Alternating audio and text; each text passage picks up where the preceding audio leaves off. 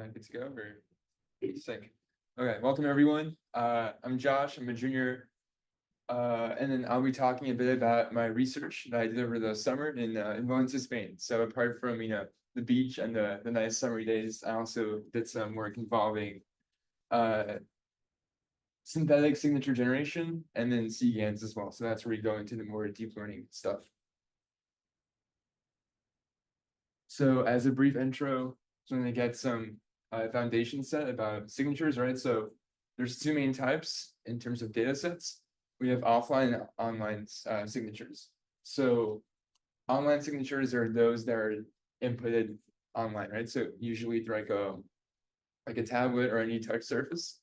And then the added perk of that is that it not only records obviously the shape of the signature, but also the I guess the motions of the ballpoint pen, and also how hard you press down on the touchpad, etc. But I guess mostly for my research, I focused on offline signatures, and those are just images, static images of the signature itself. So here's an example. I work primarily with the CEDAR dataset, very famous in this specific field. If I recall correctly, it consists of 54 users, 24 users, with each user having 54 examples of their signature. And between these examples, there are some minor variations, as is common with someone writing down their signature 54 times. So I work primarily in synthetic signature generation. But why, right? So the main point is we're using SVMs to verify signatures, right? So you have a unknown signature. It could either be a genuine signature or a foreign signature. And then we pass it through an SVM to then classify it as genuine or forgery. But to do that, we need lots of data. And the main problem with that is that it's hard to get someone a piece of paper and say, write your signature 1,000 times, right? It's very impactful. So what we do instead is we generate synthetic features or synthetic signatures that are plausible enough and similar enough to pass as that user's real signature. And here's the sort of pipeline we followed. So we sourced it from the CEDAR dataset, as I mentioned, 24 genuine signatures.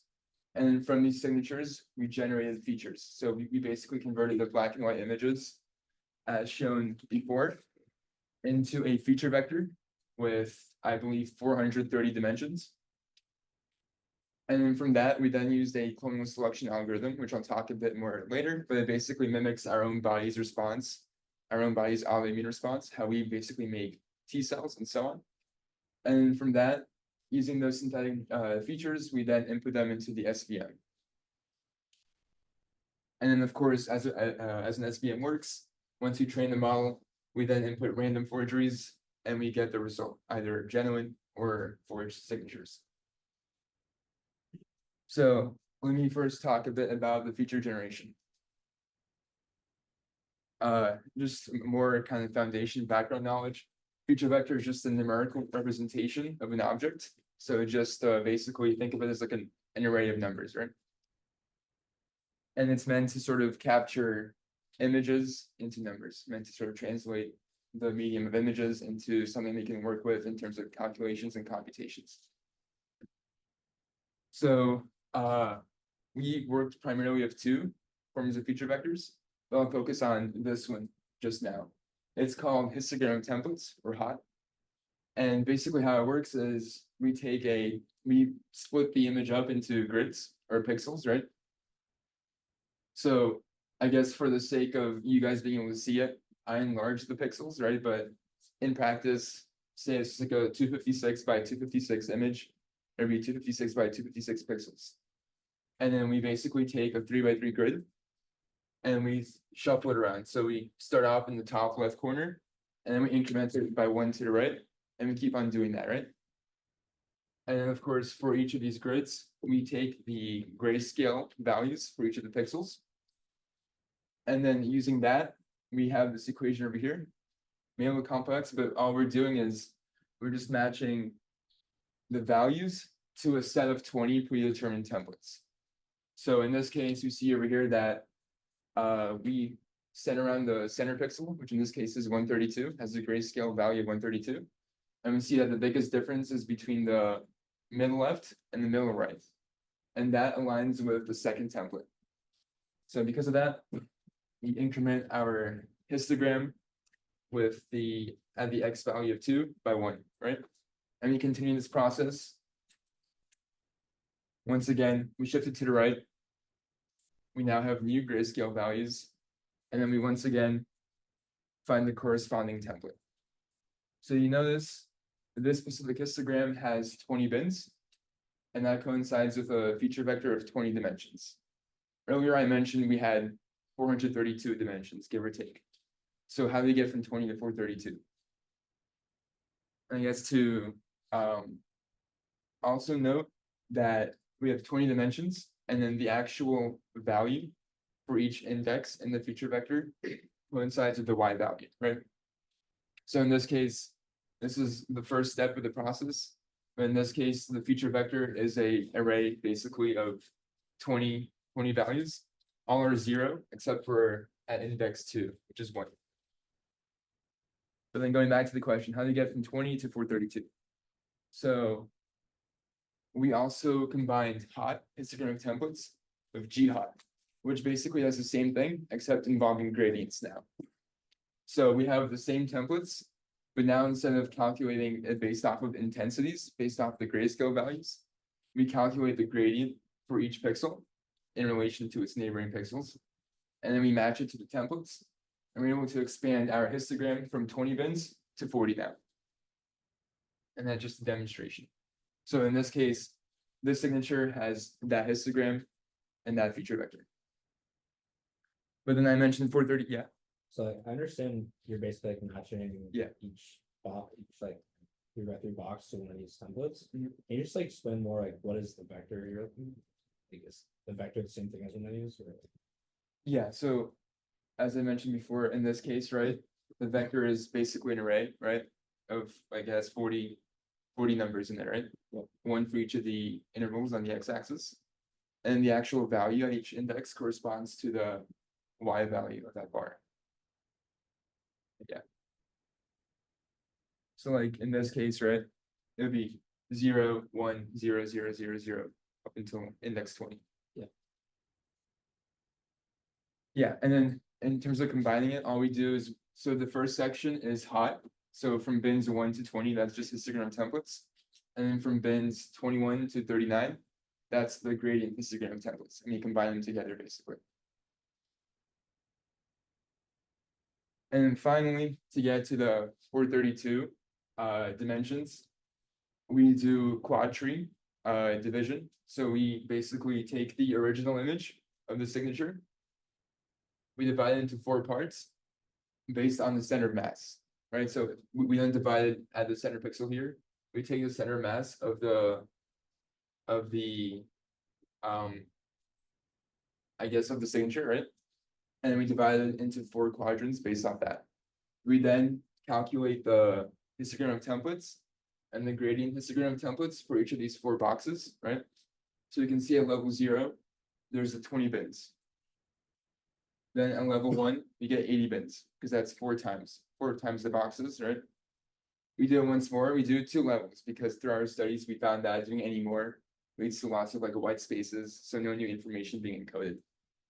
And this ultimately gets us to the 400 and change dimensions that we use. So that's feature generation. Yeah. Yeah, can you see more about like what's the idea behind doing the tree? Yeah, so this is just to get more like fine-grained details into it, right? And obviously with like this stuff, the more information, the better, right? So the more dimensions, the better the better it represents the image, right? How do you decide where to draw the lines? Center mass. So we these are just black and white images, right? So we calculate the center of mass on all the black pixel values, right? And in this case, you see that's over here, and that's where we just draw a y equals 0, x equals 0 line. And we do that iteratively across the boxes. And yeah, so basically you just keep cutting it up until you have like the number of like dimensions you're looking for. Yeah. And it's important to note that we also do this like intelligently, and that we don't consider blank boxes, right? So you can see in this case, the box over here is just all white space, so that's not factored into the histogram itself. So we now have the feature vector, right? Yeah, Does that mean there are vectors of varying lengths? Or it's just zeros? it's just zero sum. Actually, that question, so like, what would happen instead of just being like all blank, you had like one black pixel? Is that significant enough for you to include it? No, it's, yeah, we like had like a threshold value that we had, yeah. Yeah, so that was feature generation. So at the end of this process, we basically converted all of our images into feature vectors. And then using those real, so these feature vectors correspond to real signatures. Then we mutated and cloned them. And then we selected a sample from that pool of mutants to then create the synthetic features. So I can dive a bit more into that just now. Here's the overall pipeline. I know it's a lot of text, but I'll explain and walk you through the steps. So we start off over here. That's the feature vector who I just talked about. Then from that feature vector, for each feature vector, we generate a pool of synthetic feature vectors. So how that works is we take the feature vector and we clone it and we mutate it. And then say we generate 100 mutations, right? From those pool of 100 synthetic signatures, we then perform resource allocation and competition, which basically just means survival of the fittest, right? So this narrows down our pool of 100 per se, down to, let's say, like 25, just for the case of examples, right? And these are the 25 most plausible feature vectors that correspond to the reference feature vector. What is a mutation? Yeah, I'll talk about that next slide, but yeah, just two minutes. Yeah, so I can sort of talk about that just now, I guess. So here is a example of a feature vector, right? I just mentioned it had like 432 bins, right? 432 values. So that's what a dot represents. But what we do is we go random, basically for a for loop. We cycle through each of the values. And for each value, we have a set parameter called mutation rate, just a percentage. In our experiment, we tuned it to 0.05. And that basically says for every value, there's a 5% chance that it gets changed to a random number. So in this case, the 5% triggered, so they got changed to a random number in the range of the minimum value to the maximum value in this feature vector. And then you can just continue through the for loop, right? Mentioned 5%, so only a small number of values actually get changed. This one got changed too, right? And then we repeat this for n times, where n corresponds to the clone rate. Oh, yeah. For the random value, is it uniformly distributed across like the rest of it? Yeah. So that was actually one of our like more in-depth experiments. That this is all random, uniformly distributed, but was there like any like other distribution? And we found it was uniformly distributed. Like so, sorry, I think I confused you. It is uniformly distributed, but we like mapped out the distributions of feature vectors, if that makes sense. So yeah, okay, cool. Yeah, so we repeat this n times. That's also a parameter we set beforehand. And let's say, for instance, n was 20. That means we generate 20 synthetic clones. So as I said before, now that we have our set of clones, we then narrow down the pool of possible feature vectors using resource competition. And when how that works, as I mentioned, on the more high scale, it's survival of the fittest, right? So the most plausible feature vectors pass through the test. The ones that aren't are just basically trashed. And on the more mathematical side, we compute a stimulation value for each feature vector. And that's just the distance formula, if you guys recognize that, right? So it's basically the distance between the real feature vector and the corresponding synthetic one. And based on the stimulation value, we then basically find the most plausible synthetic features. And what's important to note is that because we did research competition, there's a variable number of survivors with each round. So it's not like we select the 10 best every time. Sometimes we may select the 12 best. Sometimes we may select the 10 best. Other times maybe as little as the 3 best feature vectors.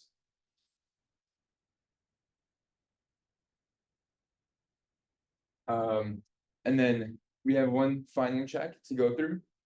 Next slide. So once we have our final pool of feature vectors that are good to go, we then calculate the average stimulation value, which is just 1/n, the average of all the stimulation values.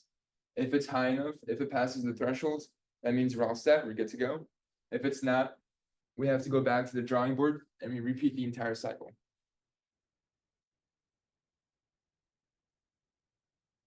So then, now finally, we have our synthetic feature vectors. And then I did mention this was the last step, but there is one more step into actually inputting them into our data set. And what we do is we just simply compute the cosine similarity scores between the synthetic feature vectors that we generated and the real ones that we have in our CEDAR data set. And if the cosine similarity score is high enough, that specific feature vector with that cosine similarity score gets added into the data set. And by high enough, I mean it has to pass that equation over there, right? So M represents the mean of all cosine similarities for the feature vectors. And SCD is the standard deviation. And K is an experimentally tuned constant, which we found to be 0.7, having the best results. So basically, we compute the cosine similarity, we compare that to V, which is that equation there. So V is constant basically for the entire set. The only thing that changes is C per synthetic signature. If C is greater than V, it gets added to the training set. Otherwise, it just gets trashed and removed.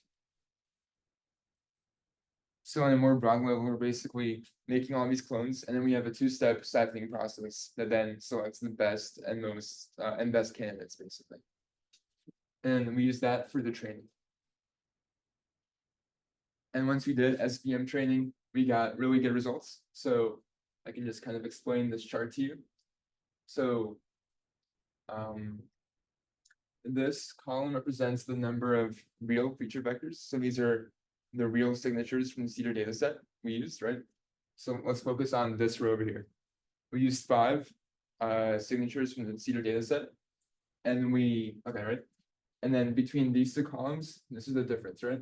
So this is just using those real feature vectors. And this is using the real feature vectors combined with our synthetic ones. You can see in every single case, we have better results, a lower error rate. And finally, the final column, this says how many synthetic feature vectors we generated. So as I mentioned before, it's a variable amount in that it depends on the round and it depends on stimulation values of each feature vector. But in this case of 5, for example, we got anywhere between 2 to 16 per reference feature vector. But the main takeaway here is just that alone, the error rates are pretty high. If we combine the synthetic feature vectors together, we get better results. So that was the first step of my research, basically, right? Any questions at this point? All good? Perfect. That was the first step of my research. Second step of my research, which I thought was more interesting, was, okay, so we have this image, we convert it to a feature vector, right? But now is there a way to reverse this direction? Can we take the feature vector, which is just a sequence of numbers, and convert it back to an image, right? So before I mentioned we generated hundreds of synthetic feature vectors. Can we take those number representations and convert it back to an image? So the reverse, basically, right? And with that, we used conditional generative adversarial networks.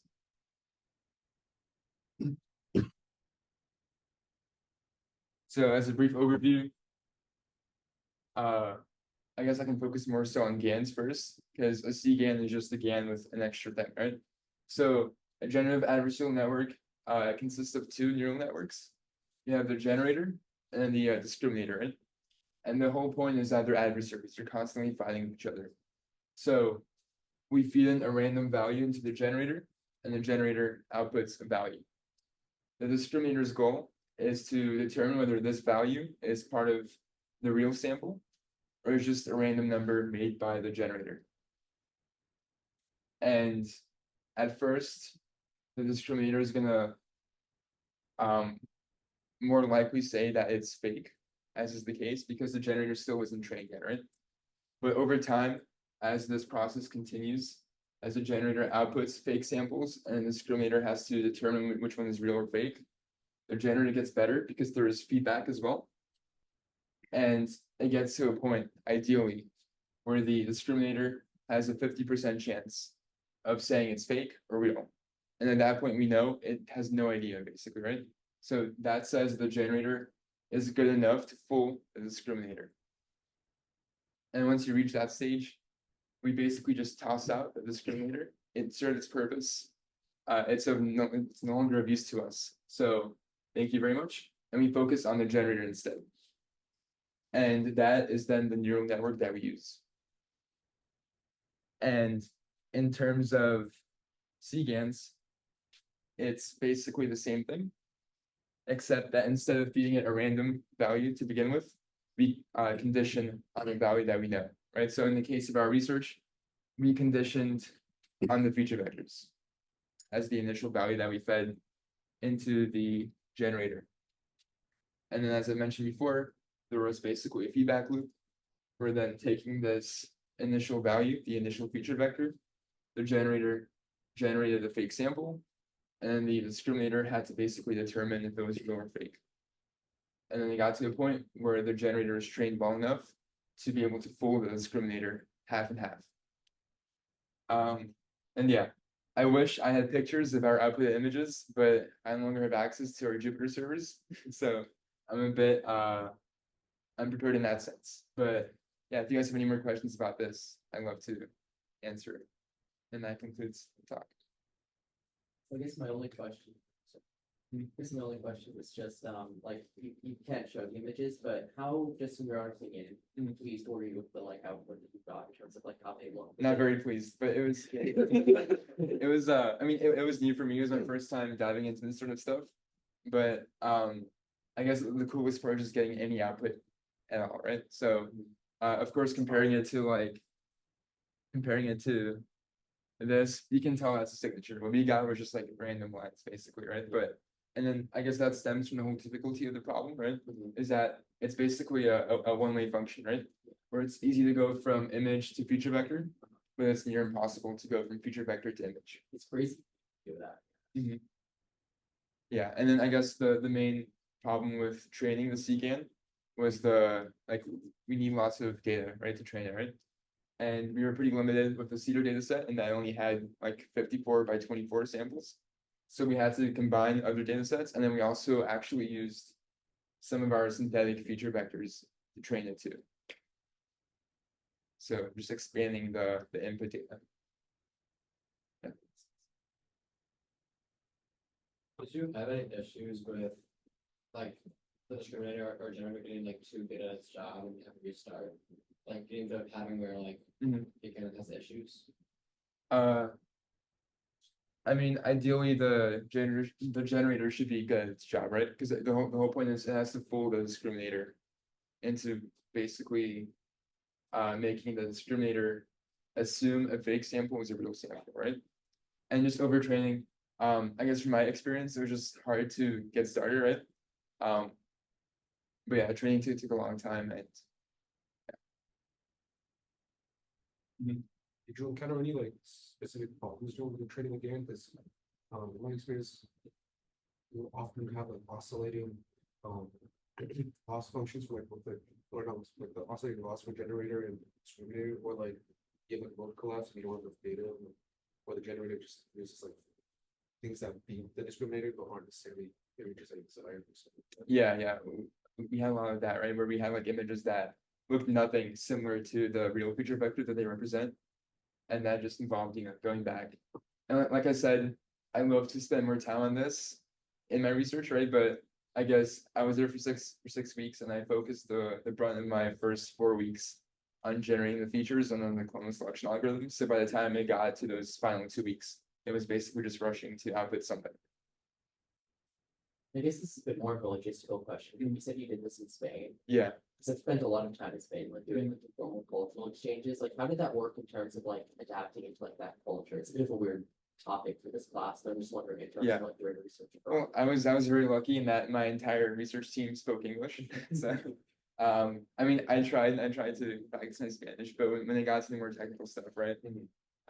They have experience with English because they have to write papers in English. Yeah. I obviously have experience in English, so we just kind of found that as our common language. And then I guess in terms of culture, I mean, this is more broad, but in terms of this specific topic, there was a lot of research done on verification, but not a lot done on generation, on signature generation. And this was like within Spain and just within the entire corpus of the research realm.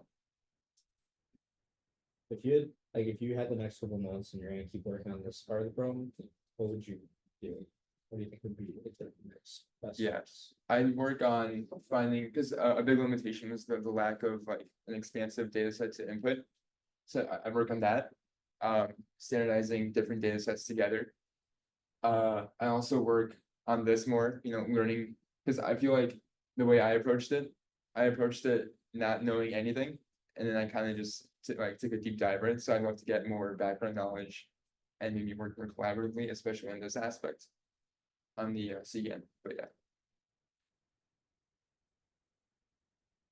Or back to the feature vector generation, did you try any like more, I guess like naive methods compared to what you're doing, like for instance, like rather than like for the mutation, rather than like sampling uniformly from the max, like maybe sample from like a or a normal distribution, so it's like it changes it maybe less, so it's closer to. Yeah.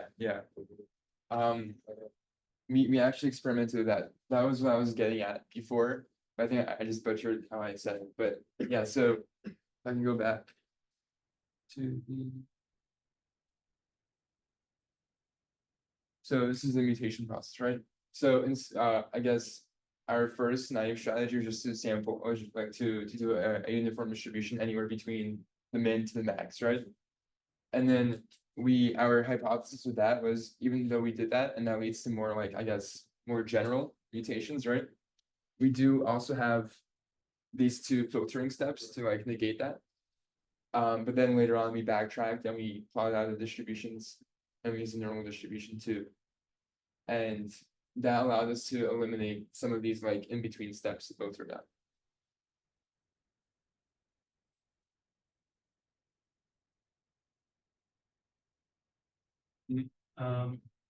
Did you test the discriminator to check if like was like pretty certain that with only fed real images that it would be able to tell you? Yeah, so going back to this slide.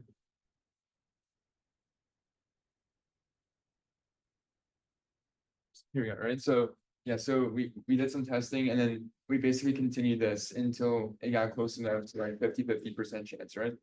And at that point, that's when you stop, right? Because when it's like 50-50 is basically a guess, right? Yeah, but like if you only fed real samples, Yeah. Rather than both fake and real samples, the discriminator be able to tell that all those samples are real. Well, we fed it, as I mentioned, we fed it the real samples. And then we also combined that with our synthetic samples too. Right, because we have the fake samples and then we have the real samples, right? There's two input streams into the discriminator. Yeah. I don't know if I'm answering your question. No, because I was thinking like, Yeah.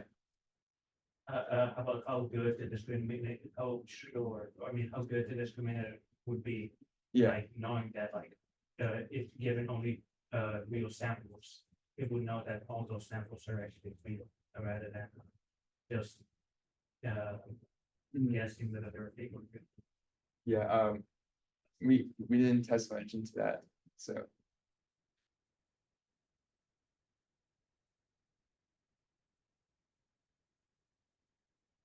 Any more questions? Just as a response to that, I'm pretty sure that GANs work with the assumption that one of the inputs is fake and one of is real. So you can't really feed it too religious, because the way that Paul was set up, the things I wanted to think about it.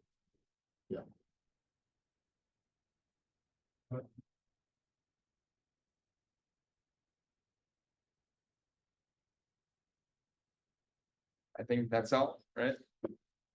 Thank you guys so much.